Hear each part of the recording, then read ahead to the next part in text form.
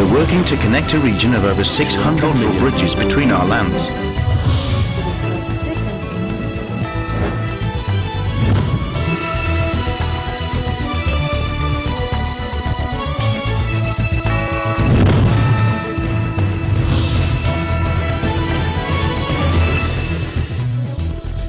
Hello and welcome to ASEAN in Focus, delivering to you the latest news in and around the ASEAN region. I'm Maricar Velasco. Here are the headlines. The ASEAN 2018 Summit opens in Singapore. The UN Rights Chief on Tuesday urged Bangladesh to halt imminent plans to start returning Rohingya refugees to Myanmar, warning doing so risks further grave violations against the Muslim minority. And Vietnam's newest carrier, Bamboo Airways, has been granted a license to fly, officials and airlines said, paving the way for its inaugural flight in a region crowded with competitors.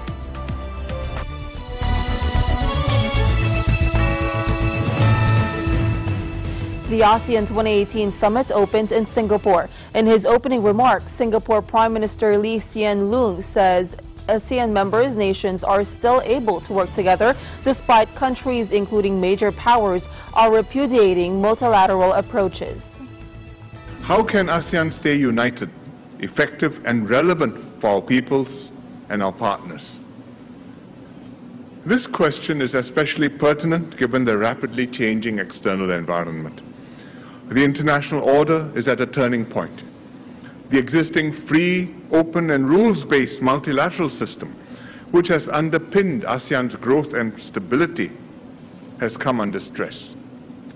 Countries, including major powers, are resorting to unilateral actions and bilateral deals, and even explicitly repudiating multilateral approaches and institutions. It is unclear if the world will settle into new rules and norms of international engagement, or whether the international order will break up into rival blocs. These strategic trends of big power competition and these shifts against multilateralism are pulling ASEAN member states in different directions.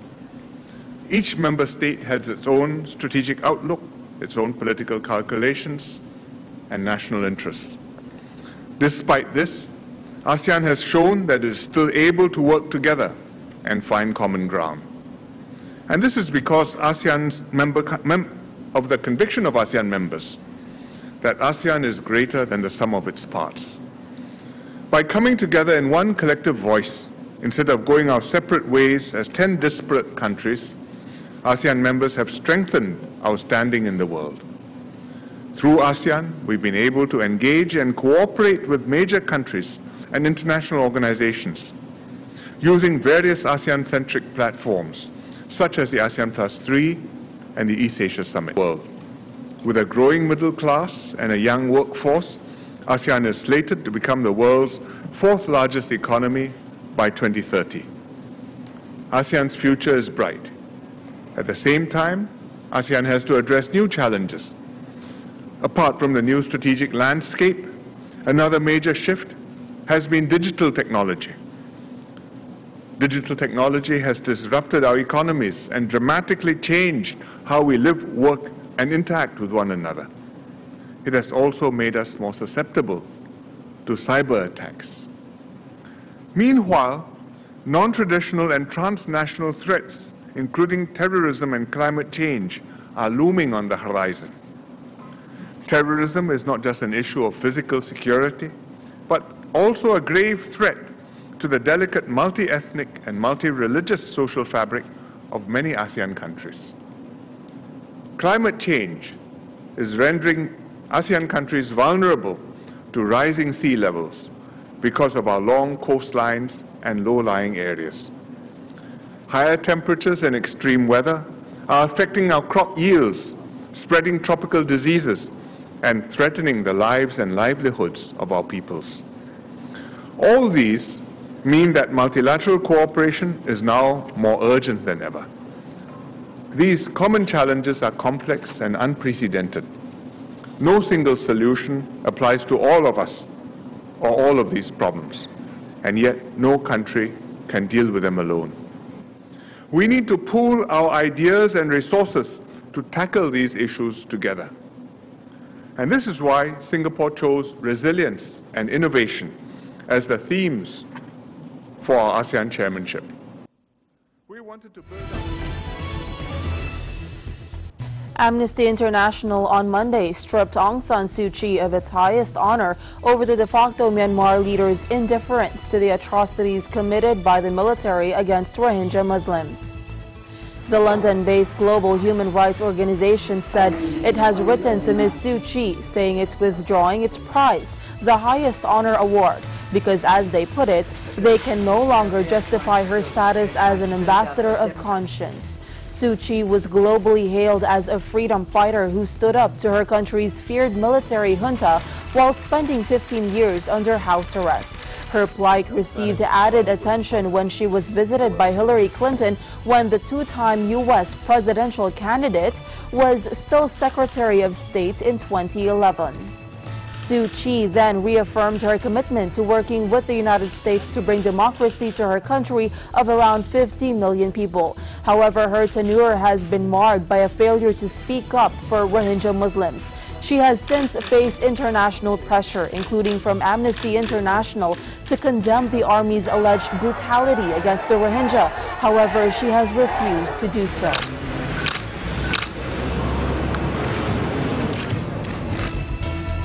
A rulebook to settle disputes in the hotly contested South China Sea should be finished in 3 years, Chinese Premier Li Keqiang said on Tuesday, insisting his nation does not seek hegemony or expansion. Li's comments appeared to be the first clear time frame for finishing the Code of Conduct. Talks have dragged on for years, with China accused of delaying progress as it prefers to deal with less powerful countries on a one-on-one basis. Ownership of islands and waters in the South China Sea is disputed by several nations. Beijing and the 10-member Association of Southeast Asian Nations have for years sought to hammer out a code to govern disputes in the disputed waters, but the process has moved slowly. Speaking in Singapore ahead of the opening of an ASEAN summit, Li said it is China's hope that the Code of Conduct consultation will be finished in 3 years' time so that it will contribute to enduring peace and stability in the South China Sea. China and Southeast Asian nations announced in August that they had agreed on their initial bargaining positions as they worked towards a code. While both sides hailed it as a vital step, critics said that some of Beijing's proposal in the agreement were clearly aimed at expanding its influence in the region at the expense of Washington. Navies from China and Southeast Asia also staged their first joint drills last month in the South China Sea, which is crisscrossed by busy shipping lanes and home to abundant natural resources in an effort to ease tensions. Opposition has weakened in many parts of Southeast Asia to China's aggressive behavior in the waters in recent years, with countries keen to attract investment from Beijing and worried about U.S. commitment to the region under President Donald Trump.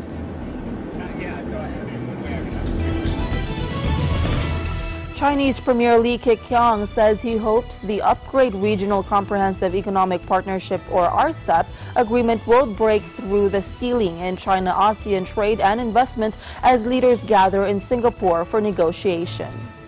The Regional Comprehensive Economic Partnership, or RCEP, covering half the world's population, is billed as an antidote to President Donald Trump's America First agenda, which has seen tariffs imposed on almost half of all Chinese imports to the U.S. and retaliatory levies by Beijing. China hoped to have the meat of the deal, whose members include Japan, India, and Southeast Asian nations, done by the end of the year as ballast to U.S. tariffs and increasingly pugnacious rhetoric on trade.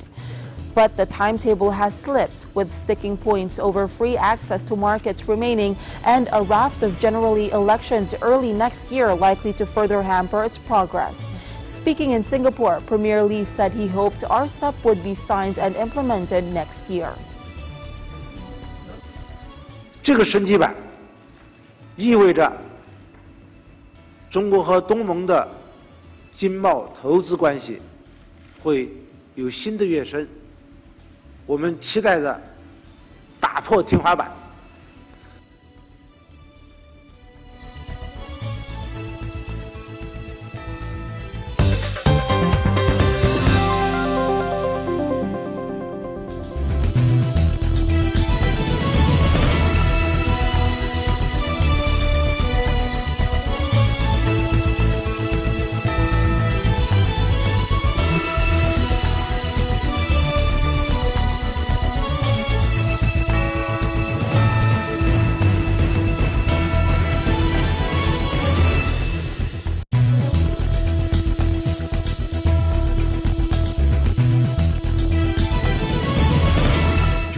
EBC Family Fun Run, November 18, 2018, at the Ciudad de Victoria Complex, Bulacan.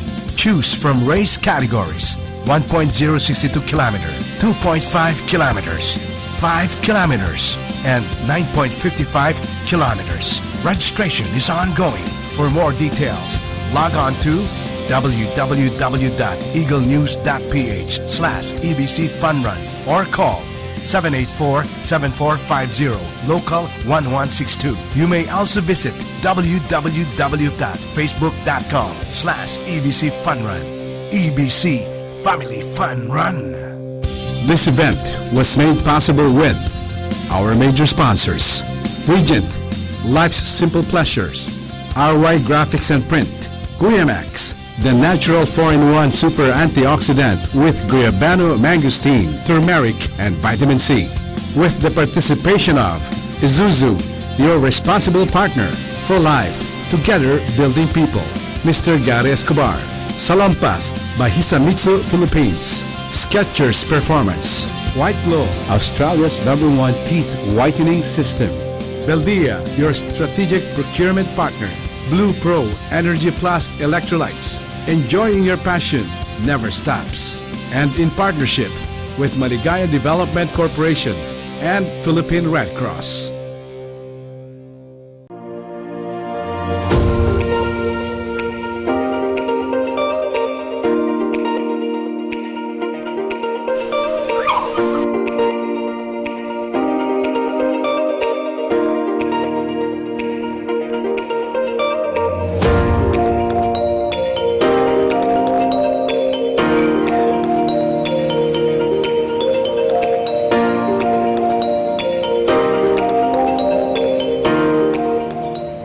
When visiting the Philippines, Manila or Quezon City is a popular destination.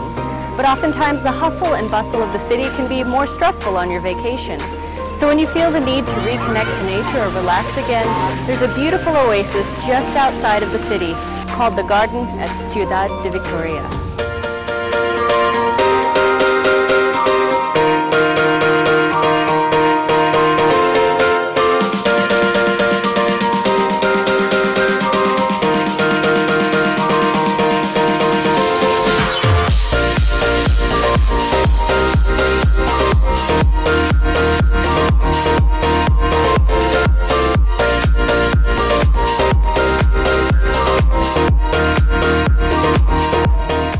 Some of the species that you can see here include hydrangea, snapdragon, and stargazers. They're truly beautiful.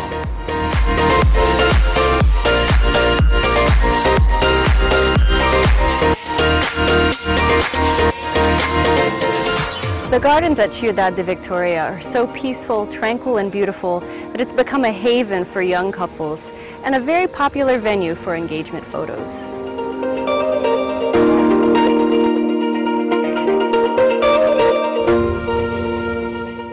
The next time you want an escape from the big city, the garden at Ciudad de Victoria is a wonderful place to visit.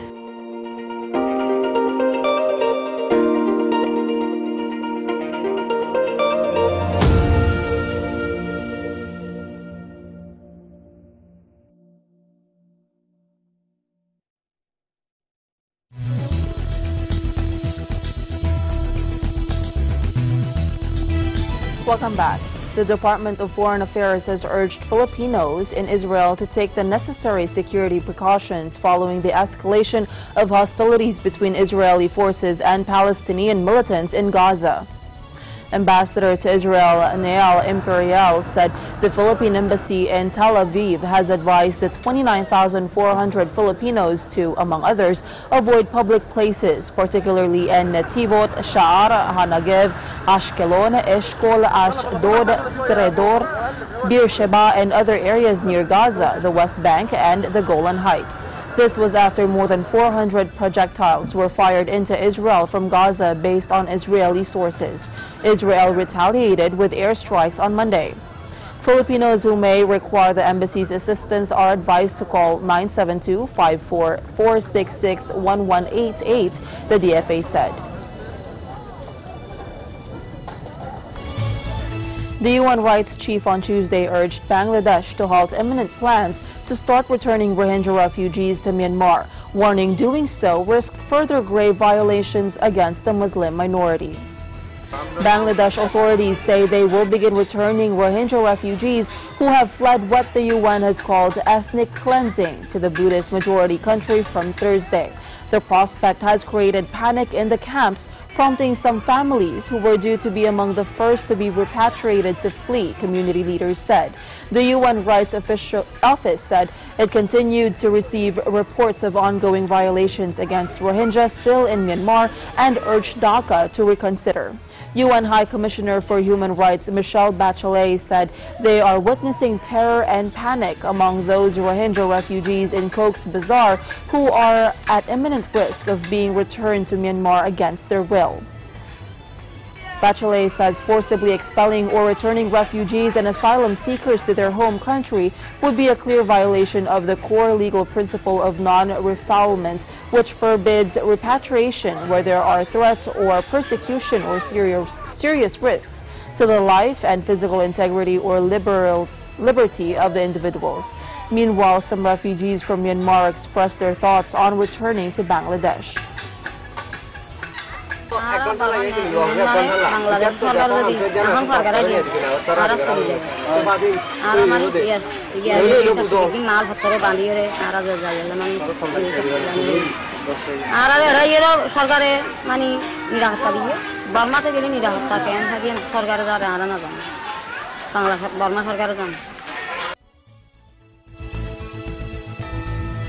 A Cambodian court on Tuesday charged 15 people with illegal surrogacy as authorities look to stamp out the trade before it gets a foothold in the kingdom.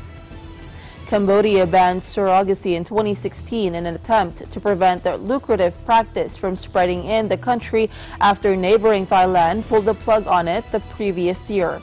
Police said Tuesday's case involved 15 people, including 11 alleged surrogate mothers, 2 cooks, and 2 managers, who were arrested in a raid last week in the capital, Phnom Penh. Phnom Penh Municipal Court spokesperson Lee Sofana told media that the suspects were charged with selling for cross-border transfer and acting as an intermediary in surrogacy. Kia Thea, the head of Phnom Penh's anti-human trafficking unit, refused to give further details about the case. China's easing of its one-child policy has seen demand for fertility clinics in the region go up, with figures estimating that 90 million women became eligible for another child after the rule was relaxed. However, surrogacy is illegal in China, forcing those who can afford it to look for potential options abroad.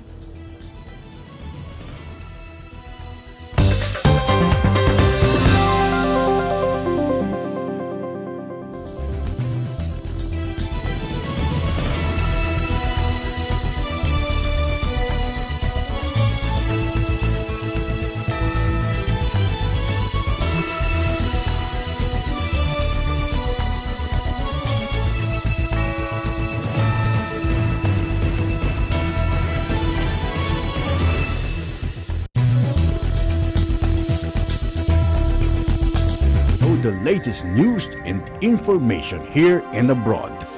In Aguila, Balita, track the latest happenings in the provinces in Aguila, Provincia. Be aware of important events in Asia, in ASEAN in focus, and be updated in the biggest news around the world in Eagle News International. Tune into Mata ng Aguila and get the day's headlines and news that are sharp, accurate, and objective.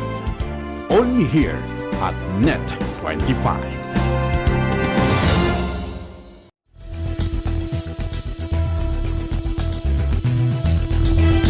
Welcome back. Senator Ralph Recto on Tuesday, November 13, hailed the reported imminent return of the Balangiga bells to the Philippines. According to Recto, the return of the bells, after all, restores a severed historical connection between a proud people and their brave forebears. He said the bells are more than church artifacts, but will serve as a reminder of courage, which, when rang, will give out the sound of freedom. Recto added that after more than a century, the descendants will now be able to hear the bells, which summoned their ancestors to prayer, to safety, to work, and to the defense of their land. A report said the 3 bells, which were taken taken as war trophies by the Americans from Eastern Samar in 1901 would be returned to the Philippines after a military ceremony in Wyoming in the United States. It was President Rodrigo Duterte who lashed out at the Americans and told them to return the bells in his second State of the Nation address.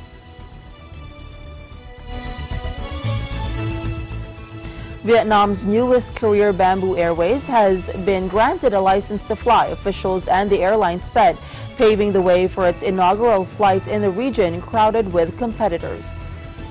Run by one of the country's richest men, Bamboo will compete with well-established heavy hitters such as national carrier Vietnam Airlines and budget carrier Vietjet to serve a mushrooming middle class with growing appetites and budgets for travel.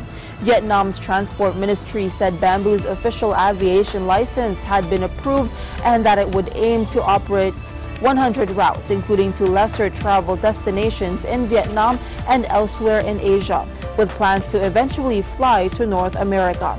The Transport Ministry said in a statement Tuesday, the first domestic flights are aimed at reducing pressure on aviation infrastructure in major cities, strengthening regional links, promoting tourism to Vietnam.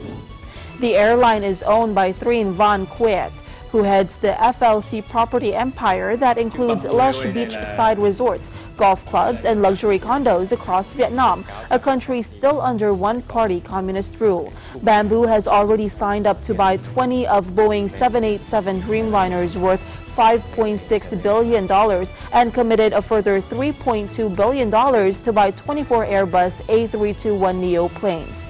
The airline said its inaugural flight, originally scheduled for last month, should take place before the end of the next year. CEO Dang Tat Thang said in a statement they have conducted a flight test. The results show that the aircraft fully meets technical specifications and is ready to go into operation. Bamboo is hoping to steal customers from competitors by luring them to off-the-beaten-path destinations in Vietnam, such as Quy Nhon and Thanh Hoa, and by offering bundled travel packages to FLC resorts. However, analysts say the outdated model may not work in an era where most travelers can easily tailor holidays online and wonder whether Bamboo's big bet will pay off in Southeast Asia's busy aviation market. Kuyet told media in an interview earlier this year that he is certain the airline will be huge and expects to make a profit soon after launch. Born to a poor rural family near Hanoi where life among bamboo trees inspired the airline's name, he now runs FLC Group with a market capitalization of around $200 million. Vietnam's aviation sector has soared in recent years, with passenger numbers jumping to 62 million last year from 25 million in 2012.